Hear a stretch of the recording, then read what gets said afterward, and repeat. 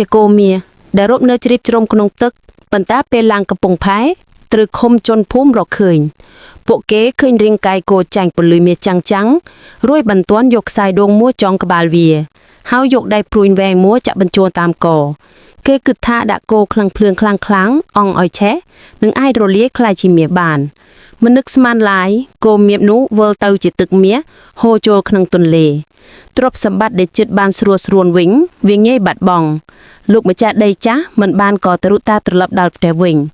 ប៉ុន្តែបន្ទាប់ពីគេចេញទៅគោមៀបនោះវិញប្រែជាមានជីវិតឡើងមកម្ដងទៀតវាលូតចេញពីទឹកយឺតហើយដើរតទៅផ្ទះមួយនៅជើងទន្លេដោយសាររបួសធ្ងន់ការដើរម្ដងវាធ្លាក់ភ្លាមហើយឈាមហូរចេញពីជើងខាងក្រោយមិនឈប់មានម្ដាយកូន2នាក់ឃើញគោរបួសនាងគ្រាន់តែយកអាសុតស្មៅមកព្យាបាលបន្ធូរឈាមដើម្បីកុំឲ្យម្ចាស់ដីចាស់រកឃើញពួកនាងបានយកស្មៅគុនមកគ្របក្បាលវាមិនយូរហើយម្ចាស់ដីចាស់បានបញ្ជាឆ្កែប្រមាន់ឲ្យស្វែងរកពួកវាក្រអូបឃើញឈាមស្រក់លើដីរួចសន្និដ្ឋានថាគោមៀបមិនខានស្ថិតនៅក្នុងភូមិនេះឡើយម្ចាស់ដីចាស់នឹងបង្គំខ្លួនបានទៅជិតផ្ទះមនុស្សដែលគេចោទថាសង្ស័យក្រុមបង្គំក៏ស្រែកស្រាមទាំងស្ទុះស្ទាបធ្វើការស្រាវជ្រាវគ្រប់ជ្រុងក្នុងផ្ទះ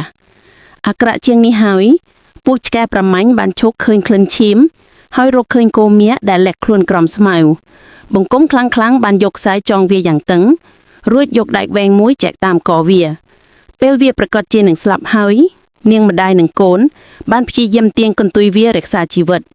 បង្គំម្នាក់បានកាប់កន្ទុយគោជាចាំទើបវាខែកឈាមខ្លាំងដូច្នេះវាមិនអាចរួចផុតពីគ្រោះថ្នាក់បានឡើយក្នុងការរកមាសម្ចាស់ដីចាស់បានដាក់គោមៀវលើភ្លើងអង់គិតថាអាចរលាយវាបានជាក់ស្ដែងមិនតាន់គេចាប់អារម្មណ៍សោះ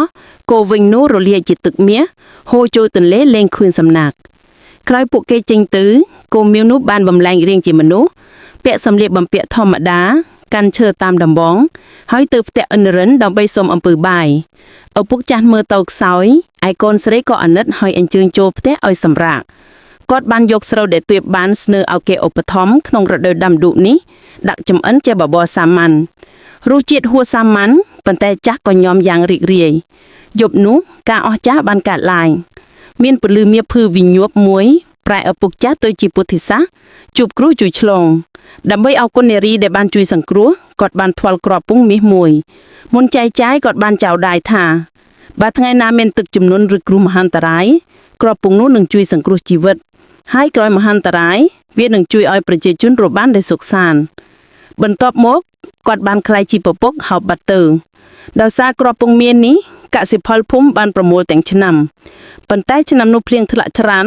ទឹកជំនន់ធំមិនធ្លាប់មានបានមកដល់សូមតែប្រជាជនបានយកស្រូវឡើងកន្លែងខ្ពស់ទាន់ទេម្ចាស់ដីចាក់វឹងនៅតែសប្បាយជ្រៀងស្រាមិនជឿថាទឹកអាចលាងសម្អាតគេបានឡើយទឹកឡើងខ្លាំងតទៅคล้ายជាទឹកជំនន់ធំពេកហើយទន្លេក៏លាបភូមិគ្រប់ស្រទាប់នាងបានយកគ្រាប់ពងមាសចាក់ខំពាក់ជាជំណាត់បោះចូលទន្លេភ្លាមវាប្រែជាទូកមួយដែលប្លង់រឹងមាំមិនអាចរើសសម្រងដែលខ្យល់ខ្លាំងឬរលកបាននាងបានជួយសង្គ្រោះប្រជាជនតាមលំហែកាត់ស្ទឹង